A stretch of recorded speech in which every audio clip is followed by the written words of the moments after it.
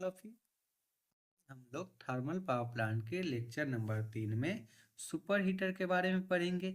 Unit 2 lecture number 1 में हम लोग थर्मल पावर प्लांट के बारे में पढ़ चुके हैं। 2 में बॉयलर के बारे में। आज हम लोग सुपर हीटर के बारे में पढ़ेंगे कि सुपर हीटर क्या होता है। अब हम लोग यहाँ पे सुपर हीटर का समझते हैं कि सुपर हीटर का वर्क क्या है। अब सुपर हीटर का क्या वर्क है, यहाँ पे बॉयलर है। बॉयलर में क्या होता है, हम लोग यूनिट लेक्चर नंबर 2 में पढ़ चुके हैं कि बॉयलर क्या होता है। कोयला बर्न होता है जिससे क्या होता है, वाटर स्टीम में कन्वर्ट होता है। अब जो स्टीम होता है वह वेट स्टीम होता है। क्या होता है, wet steam. Wet steam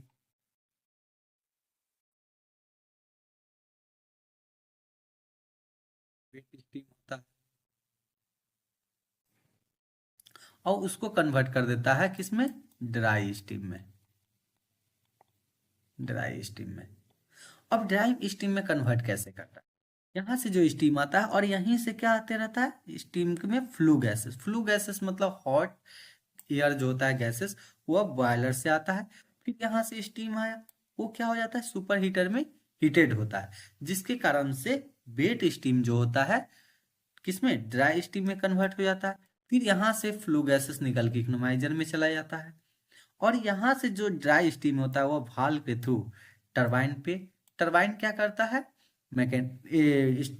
thermal energy को मैकेनिकल एनर्जी में कन्वर्ट कर देता है। फिर टरबाइन से कनेक्टेड होता है अल्टरनेटर, अल्टरनेटर कन्वर्ट कर देता है mechanical energy to electrical energy. हम लोग समझ गए कि सुपर हीटर का क्या काम है। सुपर हीटर का एक ही काम है, जो वेट स्टीम आते रहता है कहाँ से, बॉयलर से, उसको कन्वर्ट कर देता है ड्राई स्टीम में। फिर वह स्टीम वाल्व के माध्यम से टरबाइन के पास जाता है।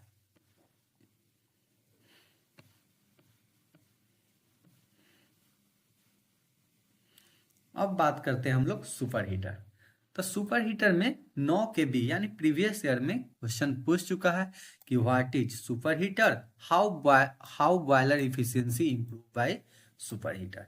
सुपर हीटर क्या है और सुपर हीटर बॉयलर का इफिशियंसी कैसे इंप्रूव करता है। यह 30 से 40% इफिशियंसी इंप्रूव कर देता है। अब बात हम लोग समझते हैं, पहले फिगर देखते हैं सुपर हीटर का।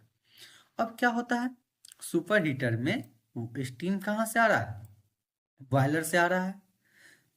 कौन सा स्टीम, वेट स्टीम। यहाँ पे क्या है, ट्यूब लगा हुआ है। अब क्या होता है, यहाँ से क्या होता है, फ्लू गैस निकलता है। क्या निकलता है, फ्लू गैस। वह कहाँ चल जाता है, वो फ्लू गैस इस पाइप के माध्यम से, पहले हम लोग समझते हैं, अच्छा से समझते हैं। यह यहाँ बॉयलर है, वेट स्टीम तो आ गया यहाँ पे। अब इसमें क्या होता है, ये जो फ्लू गैसेस होता आता है, वह फ्लू गैसेस यहाँ पे आता है, इस ट्यूब में रहता है फ्लू गैसेस। इसमें इस ट्यूब के अंदर क्या रहता है, फ्लू गैसेस। और जब इससे वेट स्टीम पास होता है ट्यूब से, तो ट्यूब क्या करता है, वह वेट स्टीम को ड्राई स्टीम में कन्वर्ट कर देता है। यही इसका बेसिक फिगर है।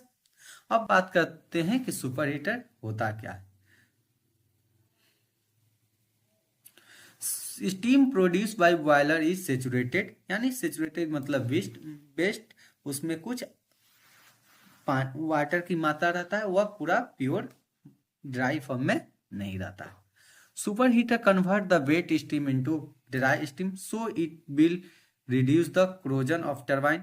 क्योंकि उसमें क्या होता है, जब वह वेट स्टीम डायरेक्ट हम लोग टरबाइन पे देते तो उस टरबाइन में क्या होता है, जंग लग जाता, क्रोजन आ जाता, जिसके माध्यम से, जिसके कारण क्या होता है, टरबाइन डैमेज हो जाता। तो यह टरबाइन को डैमेज होने से भी बचाता है। अब super heater rise the temperature by using heat absorb from flue gases. जो फ्लू गैस भी कहाँ से आता है, बॉयलर से ही, उसके माध्यम से उस वेट स्टीम का टेम्परेचर राइज कर देता है। Super heater does not increase the pressure of steam. यह प्रेशर उसका नहीं इंक्रीज करता है, सिर्फ वह टेम्परेचर इंक्रीज करता है स्टीम का। When steam is super heated by higher economical temperature 540 degree, then क्या होगा, उसके बाद क्या हो जाएगा, reduction in requirement of steam quantity for given output. दूसरा, इसका इफिशियंसी इंप्रूव होगा boiler. No corrosion of turbine, मतलब इससे क्या होता है, 3 फायदा होता है। पहला तो होता है कि रिक्वायरमेंट ऑफ स्टीम क्वांटिटी घट जाता है, हाई इफिशियंसी हो जाता है, क्लोजन भी टरबाइन का जो होता है जिसके कारण वह नहीं होता। इट इम्प्रूव रैनकाइन इफिशियंसी 30 से 40%। अब बात करते हैं boiler efficiency improve by super heater. The super heater located between boiler and turbine, मतलब सुपर हीटर कहाँ रहता है, बॉयलर और टरबाइन के बीच में लोकेटेड रहता है। It consist of series of tube, मतलब सभी जस्ट ऊपर फिगर में देखे थे हम लोग कि इसमें क्या होता है, सीरीज ऑफ ट्यूब होता है, जिससे क्या होता है, फ्लू गैस पास होता है और इसमें वेट स्टीम रहता है, जिस वह कन्वर्ट हो जाता है ड्राई स्टीम में। The flue gases transfer their heat to the steam. Then temperature of steam increase at desired level. Due to this, superheater steam dry and this steam goes to the turbine, so no corrosion occur of the turbine. जिसके कारण क्या होता है, उससे जब वह flue gases tube से पास होता है, जिसके हीट ऑब्जर्व कर लेता है वेट स्टीम, और वह हाई टेम्परेचर उसका इंक्रीज हो जाता है, जिसके कारण बॉयलर का एफिशिएंसी इंक्रीज होता है। यही क्वेश्चन पूछा था। अब हम लोग देखते हैं benefits of super heating steam. क्या बेनिफिट क्या है, increase energy efficiency, avoiding moisture damage, हाँ मॉइस्चर रहता है स्टीम में, क्या रहता है moistures, improve power plant performance, reduction in condensation loss. हाँ, अब हम लोग नेक्स्ट लेक्चर में टरबाइन के बारे में पढ़ेंगे कि टरबाइन क्या है।